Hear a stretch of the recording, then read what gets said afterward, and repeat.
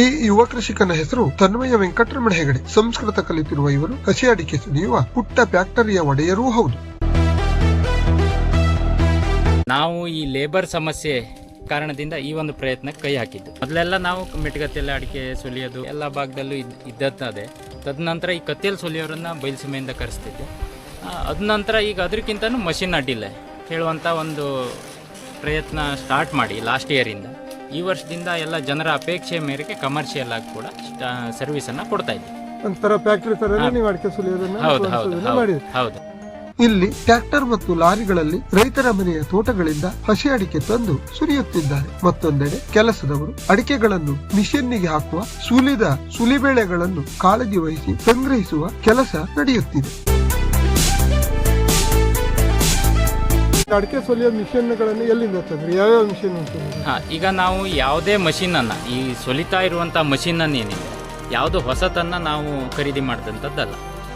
ಏನು ರೈತರು ಮೊದಲು ಖರೀದಿಸಿ ನಮಗೆ ಬೇಡ ಇದು ಚೆನ್ನಾಗಿ ಆಗೋದಿಲ್ಲ ಅಂತ ಹೇಳಿ ಮನೆಯಲ್ಲಿ ಬದಿಗಿಟ್ಟಂಥ ಮಷೀನನ್ನೇ ತಗೊಂಡು ನಾವು ಮತ್ತು ಐವಾಕಿನ ಗುರು ಹೆಗಡೆ ಟೆಕ್ನಿಷಿಯನ್ ಅವರನ್ನು ಕರೆಸ್ಕೊಂಡು ನಮ್ಮ ಭಾಗದ ಅಡಿಕೆಗೆ ಬೇಕಾದಾಗೆ ಸ್ವಲ್ಪ ಅಲ್ಟ್ರೇಷನ್ ಮಾಡಿ ಅತಿ ಕಡಿಮೆ ಇರುವ ಎಲ್ಲ ಈ ಭಾಗದಲ್ಲಿ ಇರುವಂಥ ಸಿರ್ಸಿ, ಸಿದ್ದಾಪುರ, ಯಲ್ಲಾಪುರ ಈ ಭಾಗದಲ್ಲಿ ಇರುವಂಥ ಎಲ್ಲ ಮಷೀನ್ನಲ್ಲಿ ಇದು ಬೆಟರು ಅನ್ನುವಷ್ಟು ಮಟ್ಟಿಗೆ ನಾವು ಇದನ್ನು ಡೆವಲಪ್ ಮಾಡಿದ್ದೇವೆ.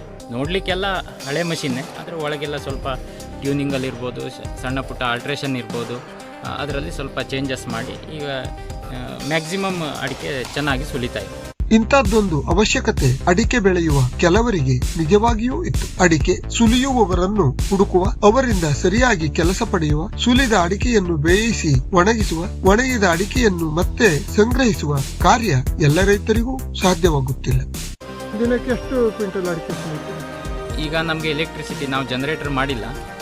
ಎಲೆಕ್ಟ್ರಿಸಿಟಿ ಸರಿಯಾಗಿತ್ತು ಅಂತ ಹೇಳಿದರೆ 15ರಿಂದ 20 ಕ್ವಿಂಟಲ್ ಸುಲಿಬೇಳೆಯನ್ನು ನಾವು ಸುಲಿತೇವೆ. ಹಸಿ ಸುಲಿಬೇಳೆ, ರೆಡಿ ಸುಲಿಬೇಳೆಯನ್ನು ಮಾಡೋದು ನಮ್ಮ ಕೆಪಾಸಿಟಿ. ಈಗ ನೀವು ಸೊಲ್ದಾಗಿದ್ದನ್ನು ನೀವು ಬೇಯಿಸೋದಕ್ಕೆ ಅದು ಏನು ವ್ಯವಸ್ಥೆ ಮಾಡಿದ್ದೀರಿ? ಬೇಯಿಸ್ಲಿಕ್ಕೂ ಕೂಡ ನಮ್ಮಲ್ಲಿ ಸ್ಟೀಮ್ ಬಾಯ್ಲರ್ ಇದೆ. ಒಂದು ಸಲಕ್ಕೆ ನಾವು 10 ಕ್ವಿಂಟಲನ್ನು ಬೇಯಿಸುವಂಥ ಕೆಪಾಸಿಟಿ ಇದೆ. 6 ತಾಸಿಗೆ 10 ಕ್ವಿಂಟಲ್ವರೆಗೆ ನಾವು ಬೇಯಿಸುವಂಥ ಕೆಪಾಸಿಟಿ ಇದೆ. ಅಂದರೆ ಇವತ್ತು ಏನು ಸುಲಿತೇವೆ ಅಷ್ಟೂ ಅಡಿಕೆಯನ್ನು ಇವತ್ತೇ ಬೇಯಿಸುವಂಥ ಒಂದು ಕೆಪಾಸಿಟಿ ನಮ್ಮ ಹತ್ರ ಇದೆ. ಇವರು ಮೊದಲು ಹುಡುಕಿದ್ದು ಅಡಿಕೆ ಸುಲಿಯುವ ಹಳೆಯ ಯಂತ್ರಗಳನ್ನು, ನಂತರ ಅವುಗಳನ್ನು ತಮ್ಮ ಅನುಕೂಲಕ್ಕೆ ತಕ್ಕಂತೆ ಮಾರ್ಪಡಿಸುವ ಕೆಲಸ ಮಾಡಿಸಿಕೊಂಡರು. ಬಾಯ್ಲರ್ ಎಲ್ಲ ಹಾಕಿಕೊಳ್ಳುವಂತ ಆಲೋಚನೆ ಹೇಗೆ, ಎಲ್ಲಿ ನೋಡಿದ್ರಿ ನೀವು ಮೊದಲು?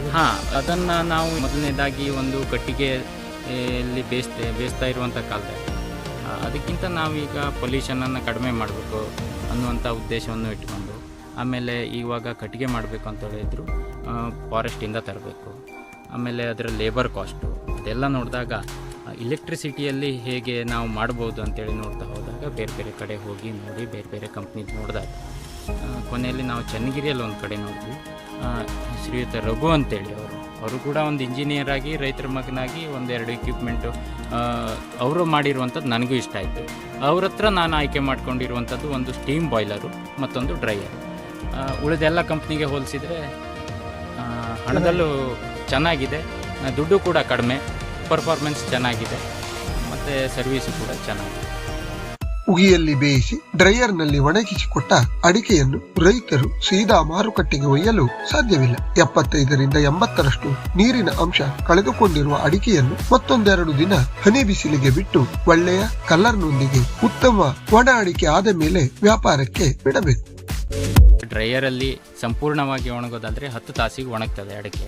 ಆದರೆ ನಾವು 10 ತಾಸಿಗೆ ಒಣಸೋದಿಲ್ಲ. ಯಾಕೆಂದರೆ ನ್ಯಾಚುರಲ್ ಕಟಿಂಗ್ ಮತ್ತು ಕಲರ್ ಬರಲಿಕ್ಕೋಸ್ಕರ ನಾವು ಯಾವ ಥರ ಮಾಡಿಫೈ ಮಾಡಿದ್ದೇವೆ ಅಂದರೆ 4 ತಾಸು ಒಂದ್ಸಲ ಈಗ ಬೆಂದಂಥ ಅಡಿಕೆಯನ್ನು ಅದು ನೀರೆಲ್ಲ ಆವಿಯಾಗಿ ಹೋದ್ಮೇಲೆ, ಉಗಿ ಹೋದ್ಮೇಲೆ, ತಣದ ಮೇಲೆ ಡ್ರೈಯರಿಗೆ ಹಾಕ್ತೇವೆ. ಡ್ರೈಯರಿಗೆ ಹಾಕಿ ಆದಮೇಲೆ 4 ತಾಸು ಒಂದ್ಸಲ ಡ್ರೈ ಮಾಡಿ ಅದನ್ನು ಮತ್ತೆ ತೆಗೆದು ಮತ್ತೊಮ್ಮೆ ಕೂಲ್ ಮಾಡ್ತೇವೆ. ತಣದಾದಮೇಲೆ ಮತ್ತೆ ಹಾಕ್ತೇವೆ 2ನೇ ಶಿಫ್ಟು. ಹಾಗೆ ಹಾಕಿದಾಗ ಮತ್ತೆ 4 ತಾಸು, ಟೋಟಲ್ 8 ತಾಸು ಮಾತ್ರ ನಾವು ಡ್ರೈ ಮಾಡ್ತೇವೆ ಡ್ರೈಯರಲ್ಲಿ. ಅಲ್ಲಿಗೆ ಆಲ್ಮೋಸ್ಟು ಮಾಯ್ಶ್ಚರು ನಿಮಗೆ ಕ್ಲಿಯರ್ ಅಂದರೆ 100% ಹೋಗಿರೋದಿಲ್ಲ. ಒಂದು ಅಡಿಕೆಯಲ್ಲಿ ಒಂದು 25% ಮಾಯ್ಶ್ಚರ್ ಇರ್ತದೆ. ನಮಗೆ ಈಗ ಸಿರ್ಸಿ ಯಲ್ಲಾಪುರ ಮಾರ್ಕೆಟಿಗೆ ಮಾಯ್ಶ್ಚರ್ ಒಂದು 11, 12, 13ವರೆಗಿದ್ರೆ ಚೆನ್ನಾಗಿ ಕಟಿಂಗ್ ಬರ್ತದೆ. ಅಷ್ಟು ಮಾಯ್ಶ್ಚರ್ ಬರಲಿಕ್ಕೆ ರೈತರು ಒಂದು 2ರಿಂದ 3 ಇಬ್ಬನಿ ಬಿಸಿಲು ಹಾಕ್ಕೊಂಡಾಗ ಅವರು ಚೆನ್ನಾಗಿ ಕಲರು ಬರ್ತದೆ, ನ್ಯಾಚುರಲ್ ಕಲರು. ಇಬ್ಬನಿ ಮತ್ತು ಬಿಸಿಲು ತಾಗ್ದಾಗ ನ್ಯಾಚುರಲ್ ಕಲರ್ ಬರ್ತದೆ. ಮತ್ತು ಮಾರುಕಟ್ಟೆಗೆ ಒಯ್ಯಲಿಕ್ಕೆ ಬೇಕಾದಂಥ ಮಾಯಿಶ್ಚರ್ ಅಷ್ಟು ಇದ್ದು ಅಡಿಕೆ ರೆಡಿಯಾಗಿರ್ತದೆ. ಇಲ್ಲಿಗೆ ಅಡಿಕೆ ಸುಲಿಸಲು ಬಂದ ಎಲ್ಲ ರೈತರ ಸುಲಿದ ಅಡಿಕೆಯನ್ನು 100ಕ್ಕೆ 100 ಒಣಗಿಸಿಕೊಡಲು ಜಾಗದ ಕೊರತೆಯಿಂದಾಗಿ ತನ್ಮಯ ಹೆಗಡೆಯವರಿಂದ ಸದ್ಯಕ್ಕಂತೂ ಸಾಧ್ಯವಾಗುತ್ತಿಲ್ಲ. ನಿಮ್ಮ ಹತ್ರನೇ ಅದನ್ನು ಒಣಗಿಸಿಕೊಡ್ರಿ, ನೀವೇ ಅದನ್ನು ಬಿಸಿಲಿಗೂ ಹಾಕೊಡಿ ಅಂತಂದ್ರೆ ಮಾಡ್ಕೊಡ್ತೀರಾ ನೀವು? ಮಾಡ್ಕೊಡ್ತೇವೆ, ಇಲ್ಲ ಅಂತ ಹೇಳಲ್ಲ. ನಮಗೆ ಇಲ್ಲಿ ಜಾಗದ ಅಭಾವನೂ ಇರೋದ್ರಿಂದ ಆದಷ್ಟು ನಾವು ಬೇಯಿಸಿ ಒಣಸ್ಲಿಕ್ಕೆ ಅವಶ್ಯಕ ಈ ಜಾಗ ಇದೆ ಅಂತ ಹೇಳಿದರೆ ರೈತರು ನೀವು ತಗೊಂಡು ಒಣಸ್ಕೊಂಡ್ರೆ ಒಳ್ಳೇದು ಅಂತೇಳಿ ರಿಕ್ವೆಸ್ಟ್ ಮಾಡ್ತೇವೆ. ಇಲ್ಲ ಸ್ವಲ್ಪ ಸಮಸ್ಯೆ ಇದೆ, ವಯಸ್ಸಾದವರಿದ್ದಾರೆ, ಹಾಕಿ ತೆಗೆದು ಮಾಡೋದು ಕಷ್ಟ ಅಂದರೆ ಡ್ರೈಯರ್ವರೆಗೆ ಹಾಕ್ಕೊಡ್ತೇವೆ. ಇನ್ನು ಅಂಥ ಅನಿವಾರ್ಯ ಪರಿಸ್ಥಿತಿಯಲ್ಲಿ ಜಾಬ್ ಹೋಲ್ಡರ್ಸ್ ಇರ್ಬೋದು, ಅಥವಾ ವಯಸ್ಸಾದವರು, ಅಥವಾ ಈ ಏನು ರಜೆ ಹಾಕಿ ಬಂದಿರ್ತಾರೆ ಬೆಂಗಳೂರಿಂದ ಮತ್ತೆಲ್ಲ, ಅವರಿಗೆ ಒಂದು 4 ದಿವಸ ಅಷ್ಟೇ ಟೈಮಿಂಗ್ ಇರ್ತದೆ. ಒಣಸುತ್ತಾ ರೆಡಿ ಇಟ್ಟು ಮನೆ ಒಳಗೆ ಹಾಕಿ ಹೋಗ್ಬೇಕು. ಅಂಥವರಿಗೆ ನಾವು ಆ ಥರದ ಹೇಳಿದಂಥ ರೆಡಿ ಮಾಲನ್ನು ಕೂಡ ಮಾಡ್ತೇವೆ. ಅದು ಲಿಮಿಟೆಡ್ ಆಗಿ ಮಾಡ್ತೇವೆ. ಇವರ ಈ ಪ್ರಯತ್ನಕ್ಕೆ ರೈತರ ಪ್ರತಿಕ್ರಿಯೆ ಉತ್ತಮವಾಗೇನೋ ಇದೆ. ಹಗಲಿರುಳು ಸುಲಿದರೂ ಮುಗಿಯದಷ್ಟು ಹಸಿ ಅಡಿಕೆ ಇಲ್ಲಿಗೆ ಬರುತ್ತಿದೆ. ರೈತರು ತಂದ ಮಾಲನ್ನು ಸಕಾಲಕ್ಕೆ ಸುಲಿದುಕೊಟ್ಟು ಅಡಿಕೆ ಕೊಳೆತು ಹಾಳಾಗದಂತೆ ಪ್ರಾಮಾಣಿಕವಾಗಿ ರೈತರ ಮನಗೆಲ್ಲಲು ಸಾಧ್ಯವಾದರೆ ಇವರಿಗೆ ಇದೊಂದು ಯಶಸ್ವಿ ಉದ್ಯಮವಾಗಿ ಹಣ ಮತ್ತು ಕೀರ್ತಿ ತರುವುದರಲ್ಲಿ ಎರಡೂ ಮಾತೇ ಇಲ್ಲ. ರೈತರ ಪ್ರತಿಕ್ರಿಯೆ ಚೆನ್ನಾಗಿದೆ. ನಮಗೆ ಅದನ್ನು ಪೂರೈಸ್ಕೊಳ್ಳಿಕ್ಕೆ ಆಗ್ತಾ ಇಲ್ಲ. ನಮ್ಮ ಸೆಟಪ್ ಸ್ವಲ್ಪ ಸಣ್ಣದು ಅಂತೇಳಿ ನಮ್ಗೆ ಅನಿಸ್ತಾ ಇದೆ. ಆದರೆ ಈ ವರ್ಷ ಅದನ್ನು ದೊಡ್ಡದು ಮಾಡುವಂಥ ವಿಚಾರ ಇಲ್ಲ.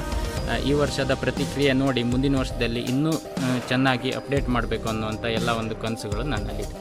ತನ್ಮಯ ಹೆಗಡೆ ಪಶುಸಂಗೋಪಕರು ಹೌದು. ಇವರ ಬಳಿ ವಿವಿಧ ತಳಿಯ ಹಸುಗಳಿವೆ, ಎಮ್ಮೆಯೂ ಇದೆ. ಇವರು ಅಡಿಕೆ, ಕಾಳು ಮೆಣಸು, ವೆನಿಲಾ ಕೂಡ ಬೆಳೆಸುತ್ತಾರೆ. ನಾಟಿಗೆ ಬೇಕಾದ ಕಾಳು ಮೆಣಸಿನ ಬಳ್ಳಿಗಳನ್ನು ತಮ್ಮದೇ ನರ್ಸರಿಯಲ್ಲಿ ಬೆಳೆಸಿಕೊಳ್ಳುತ್ತಾರೆ.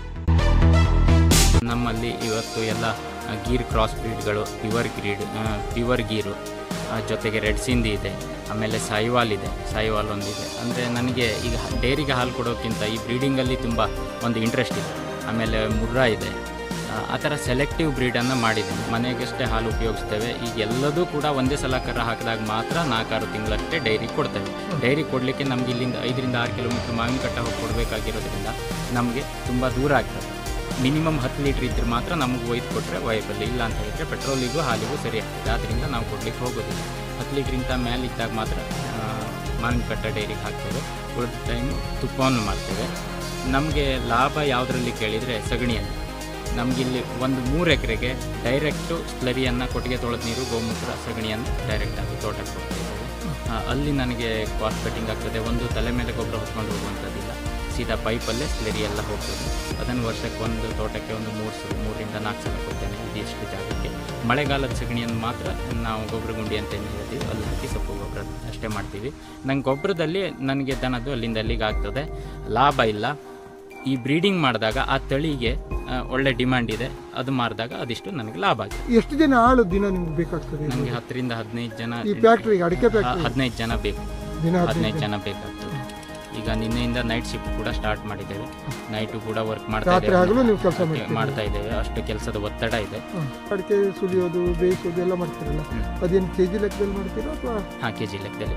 ಅದು ಕಾಸ್ಟ್ ಹೇಗೆ ಅಂತ ಕೇಳಿದರೆ, ಸುಲಿಬೇಳೆ ಏನಿರ್ತದೆ ಅದಕ್ಕೆ ನಾವು ತೂಕ ಮಾಡ್ತೇವೆ. ಸುಲಿಬೇಳೆ ತೂಕ ಮಾಡಿದ್ದಕ್ಕೆ ನಾವು 13 ರೂಪಾಯಿ ಚಾರ್ಜ್ ಮಾಡಿದ್ದೇವೆ ಸುಲ್ಕೊಡೋದಕ್ಕೆ. ಬರೀ ಸುಲ್ಕೊಂಡು ಹೋಗೋರು 13 ರೂಪಾಯಿ ಕೊಟ್ಟರೆ ನಾವು ಸುಲ್ಕೊಡ್ತೇವೆ. ಇನ್ನು ಸೊಲ್ದು ಬೇಯಿಸಿ ಕೊಡಬೇಕು ಅಂತ ಹೇಳಿದರೆ 16 ರೂಪಾಯಿ. ಅಂದರೆ 13 ರೂಪಾಯಿ ಸುಲಿದಿದ್ದಕ್ಕೆ 100 ರೂಪಾಯಿ ಬೇಯಿಸಿದ್ದಕ್ಕೆ.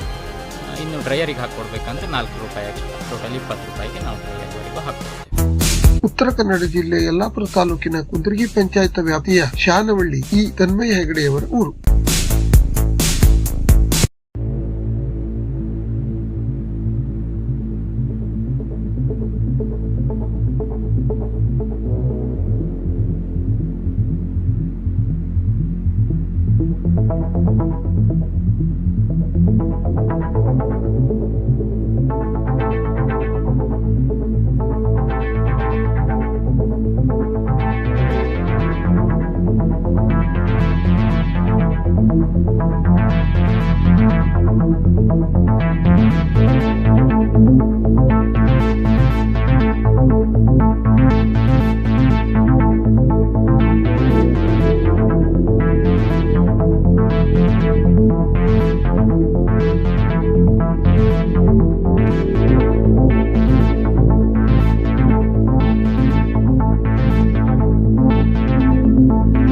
ಈ ವಿಡಿಯೋವನ್ನು ಪೂರ್ತಿ ನೋಡಿದ್ದಕ್ಕಾಗಿ ಧನ್ಯವಾದಗಳು. ಇಷ್ಟವಾದರೆ ಲೈಕ್ ಚಾನೆಲ್ ಅನ್ನು ಸಬ್ಸ್ಕ್ರೈಬ್ ಮಾಡಿಕೊಳ್ಳಿ, ಬೇರೆಯವರಿಗೂ ಹಂಚಿ ಆಶೀರ್ವಾದ ಮಾಡಿ.